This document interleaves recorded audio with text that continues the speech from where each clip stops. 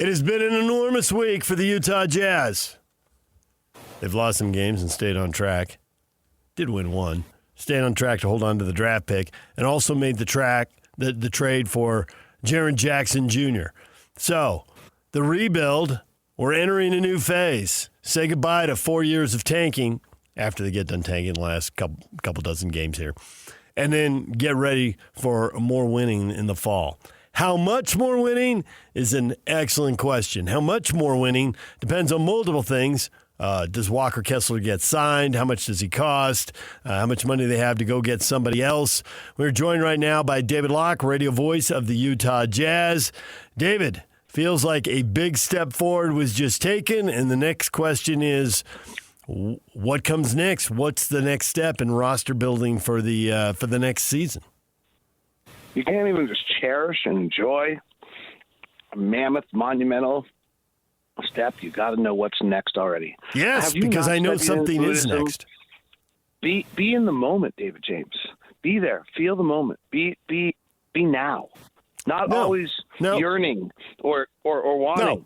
No, now is Lauri Markkanen sitting his butt on the bench and being a good guy whether he wants to or not and watching him lose a game. That's now. I can't wait for the next 30 to go. I'm super intrigued by what they're going to do with this team going forward because you're right, there is a lot to cherish in this trade. The possibility, and I know Kessler has to be signed and he's restricted free agent, and we'll get to that. But the thought of the 3 7-footers, that is a ton of size behind guys who can be pretty good defenders, Ace Bailey, Cody Williams, size and length in a way the Jazz have, and athleticism in a way the Jazz haven't had it before. So who else are they going to have? I want to know. I'm ready. I'm ready to transport myself to next October. There's a great deal of excitement, and this is super that, yes, this era of, as I said on Locked on Jazz, the witch is dead. We have the witch's obituary written, and it's over, and it ends on April 12th, thank God. And I think we are all very excited for the process to move forward into the next stage. So, this is incredible. I don't know the next stages. I mean, I think this is iteration 1. It's not perfect, but it's a huge step. It's a massive commitment. I don't think they have enough ball handling. I think they're a little short on shooting. I think it will be interesting to see what they can do defensively. Like, are they great defensively or are they incredibly slow in transition? And it's a problem. I just think there's a lot of discovery that has to be made. How much can Will Hardy's system bring? We've created 2 players in the last 4 years who become most improved players in the NBA under Will. Like, does he have something else up his sleeve? Is there a way that he's going to be able to accentuate Jaren Jackson the way he accentuated Lauri Markkanen? Jackson's not an off. The numbers don't have Jaren Jackson as a very good off-ball player, a very good pick-and-roll player. Offensively, he's much more of an isolation driver, or he's actually quite a good spot-up shooter. And so how do you integrate him? I think that's going to be very complicated. I think the offensive side is going to be really complicated and going to take some massaging and some real work from Will. That maybe Jaren Jackson, if Ace Bailey takes a jump, Jaren Jackson's your 4th option offensively. And how's Jaren Jackson feel about that? He's been the number 1 or 2 option kind of a lot of the time in Memphis and taking 20-plus shots a night, and not quite, but scoring 22. And so I think there's a lot of pieces of this that it's all theoretical right now. And then I think what gets tricky, to your point in the offseason, is, like, are you trying to complement this group in some way without having really ever seen it play together, right? Because Walker's the key piece, and you're not going to see Walker in this. And so, like, does Austin Ames go to the offseason trying to make moves to even accelerate this a little bit? Or do you actually just go and say, okay, we're going to watch this for 5 months and try to figure out what's working, what's not, and then make some moves? Or there's some real moves you're trying to make? Now, we're pretty limited, by the way. You're paying 2 guys $50. Walker's coming in somewhere between 20 and 30. Keontae seems to be maybe on the pace to coming in somewhere between 30 and 40. That's too much. And you're not – I don't think you're signing guys in the offseason to 2 or 3 year deals unless they're on the minimum. Because you're going to get – next year's going to be fine, but the year after it gets super tight. And then Ace Bailey, luckily, doesn't need to be extended till after Jaren Jackson and Lowry's contracts are done, so you'll have to figure that out then. What is Kessler's bargaining power with the Jazz and throughout the league? Seems like it got less good. Now, it only takes one, right? So you don't need 5 people in there. I think this is if you're Walker. You just need one other suitor, and then you have bargaining power. So in that sense, it's very advantageous. All he needs is one person. However, it does feel like Indiana and Washington were 2 of the most talked about spots. They just both kind of made their moves.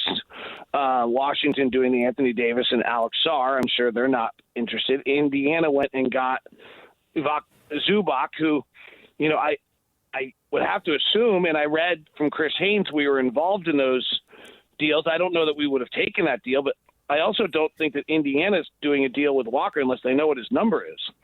I don't know how that works. I don't know how Indiana – I don't know what is allowed back channel on that, and what conversations. But, if you're Indiana, you're not trading for Walker Kessler and then finding out, he wants $35 million. Crap, we give him 2 first-round draft picks. And so you're going to know – you're going to know what it is that he wants and so I don't know if they found that out and that number was too big. And so they went and took Zubac at 18, 19, or 20, which is what Zubac is. He's 18, 19, 20, great contract, or whether it just actually never materialized. But if in fact Chris Haynes is right that we were in conversations, then I'm certain Indiana was in conversations with Walker. I don't know how it played out, but that's intuitive. So Walker, are the Clippers suddenly a player for Walker? Now that they don't have a center, is Brooklyn going to end up opening up the coffers for Walker? We have not seen a lot of restricted free agent player movement the last year, so I don't think Walker has a huge amount of leverage other than you'd like to get deals done and not have it become totally arduous. What about the Lakers? I mean, the teams with cap room right now, the Bulls have the most, Lakers, but Bulls, Wizards, Lakers, Nets, and Hawks. Maybe the Pistons, maybe. Okay, Bulls, possible. Wizards, no. Lakers, but once they sign Austin Reeves, don't they lose most of their cap space? A lot of they have $108 million committed next season, right now.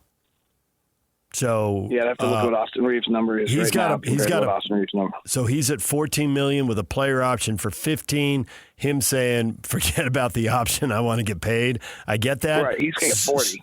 Okay, so if he goes to 40, then they go to 148. That leaves them a little bit of room, depending on what else they do. But not how much room? Not $25 million.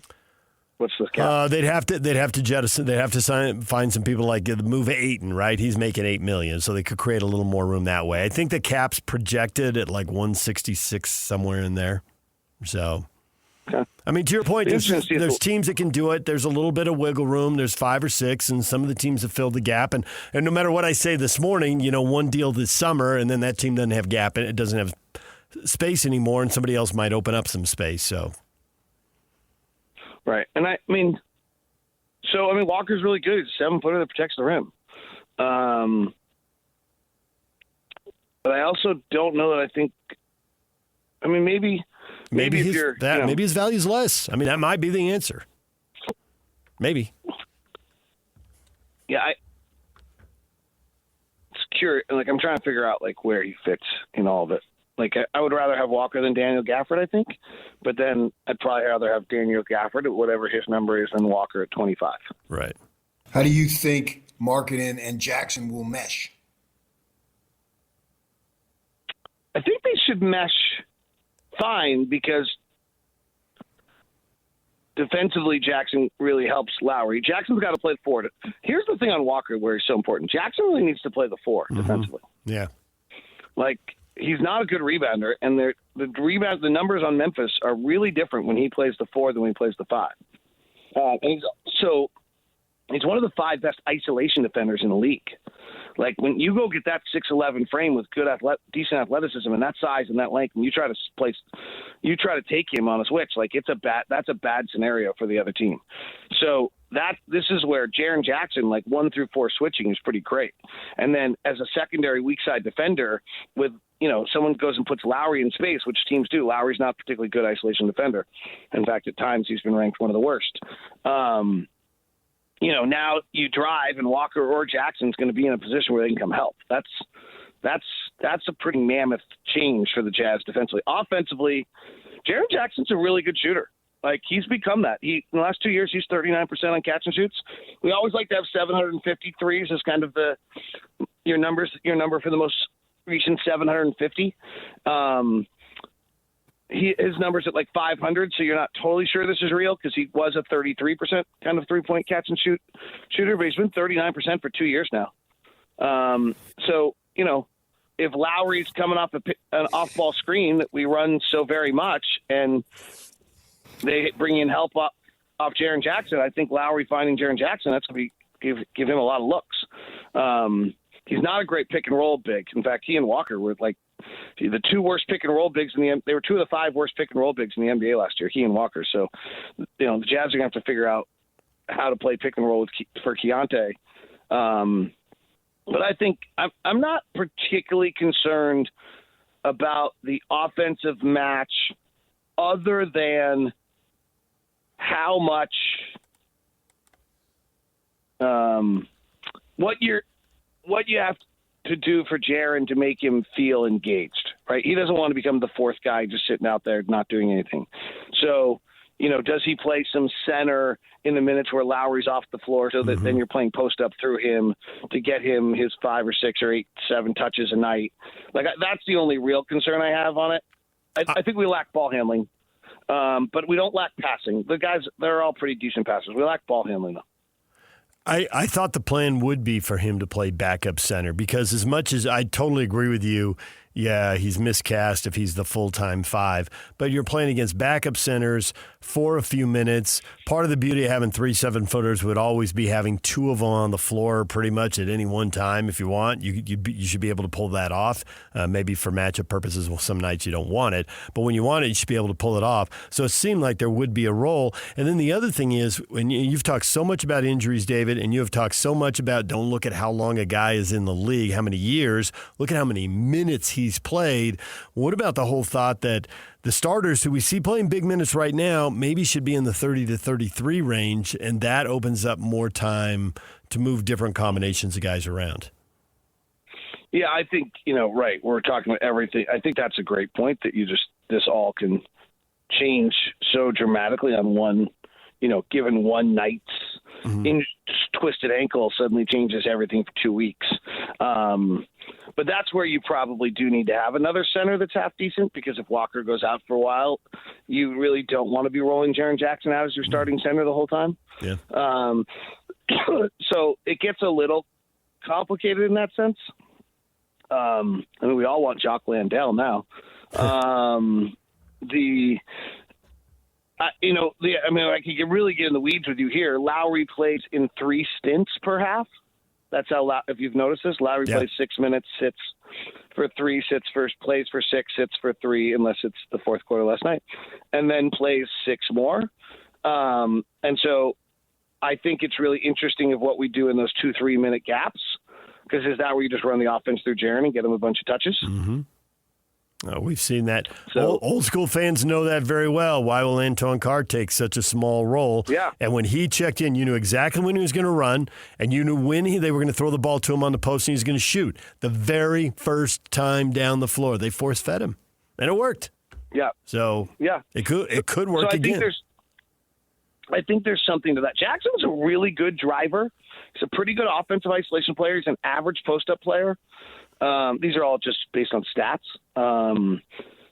And he's a good shooter. He's not very good on the pick and roll. He's not very good on the off ball. Well, maybe that's fine, because Keontae's going to play pick and roll with Walker, and Lowry's playing the off ball stuff. So he's going to do the other stuff. So it actually may complement really, really well, but it's going to have to be massaged by Will Hardy. Isaiah Collier's assist-to-turnover numbers are just staggering, and obviously he's been playing the entire game here of late. How much of all of this is legitimate? 50%. What isn't? Well, his tenacity, determination, and fight. There aren't just a lot of. I walked out with him last night. He was a tired young man. So I think that's tells you a lot about who he is. The fact that he's got this mentality, I think it's great. And I think that's really real. His speed's real. His development and growth is real. That he's just playing off 2 feet and playing his floater zone shot has gone from 37% to 48%. He's figuring out how to not drive in the lane, jump in the air, be like, oh, crap, what am I going to do, and throw the ball away, which is literally why his turnovers are down. So I think there's a lot of development. I'm not sure I think this is a sustainable way to play basketball. Like, his time of possession last night was obscene. His fourth quarter assist hunting was fun in Indiana, but that's not like really an answer. You can go for the fact he doesn't take threes is pretty limiting. So like, that's why I said 50%. Like, I think he deserves a huge amount of credit for a lot of it. And then, we're just playing such stressless basketball right now, right? Mm-hmm. Like, there's just no ramifications to what's going on. Yeah. It's even like as gorgeous as Nurkic has been and fabulous as he's been, like, part of me is like, yeah, this is just like, right, Nurk's like rolling because like this is the greatest. This is like being at summer camp, right? Like, there's no one's giving you grades. It's like fun. The guys get along great. Will's created a super environment, and like, like, it's pretty pressure free, and like, it's catering service for you. It's like fully summer camp. Like, it's great. In this early developmental phase, Dave, I feel like all of us, fans, media, probably inside the club to a large degree too, there's a lot of focus on, okay, what is a guy's superpower? Will directs the discussion that way, right? What does he do well? Let's not focus on what he can't do. Except when you get to pressure basketball games, when you get to the playoffs where you play teams 7 times in 2 weeks, the opposing team is absolutely going to focus on what you can't do. And they're going to make you do what you can't do and see how well you can handle it and how long you can handle that for. So the whole way we've been looking at this is going to have to pivot as they get better. I mean, there's no way around it. So that's what makes at least 25% of all of this is not real, just because of that. Because we've been looking at guys developing what can you do. When they get to the playoffs, it's going to be what can't you do. Right. I mean, last night there were some really great moments with Cody and Isaiah, and those should be really, really important to us because that's what we're doing. Mm-hmm. But there was also like Jacques Landale was guarding Cody. Yeah. Like, it's not real. That's not going to happen in the playoffs. Right. Yeah. Right. Like, and so you can't have that. And that's why That's why I want to look ahead, David. To circle back to where we started, that's why I want to look ahead, because it'll be much more real when we get to next October. Right. No, I mean, I got asked today, like, what is your over-under on the Jazz win total? And, like, the Warriors don't look great next year, and the Clippers don't look great next year, and you start to piece this together, and, like, yeah, let's talk. I mean, I think there's a high likelihood the Jazz are, unless I'm forgetting someone, the Jazz are probably picked to be 6th in the West next year to start the year. Like, they're better than the Pelicans, they're better than the Kings, they're better than the Mavericks, they're better than the Grizzlies, they're better than the Blazers, they're better than the Clippers, they're better than the Warriors, they're better than the Suns. So, like, are they maybe picked 7th in the West to start the year next year? We'll have to see what everybody does this summer. It's highly speculative right now. David, we got to run, but we appreciate it as always. It has definitely been a big week. You can feel everything pivoting. So what's next? This was a monumental time for us because I just want to let you know I just did this entire interview on my Meta glasses. Oh, did you really? Uh-huh. They're so great. Glasses. Like, the sound quality is so good that I actually just did the whole interview on the Meta glasses. A couple months ago, and I didn't move around, and I did all the things you like me to do. All right, thanks, David. We got to run. David Locke, radio voice of the Utah Jazz. PK, I saw those. One of our bosses had a pair a couple months ago, and I got to play with them. That was absolutely mind-blowing. Like, all right. What do I need a phone for? I got my glasses. I mean, that is a huge step forward from when we were kids, and the paper was in the driveway, and the phone was on the wall. Like, okay, just boom, right? You don't really need your phone. You got your glasses. You want to make a call? Here we go. All right, amazing. DJ and PK, if you haven't messed around those, you got to do them. They're awesome. DJ and PK, it's 97.5, the KSL Sports Zone.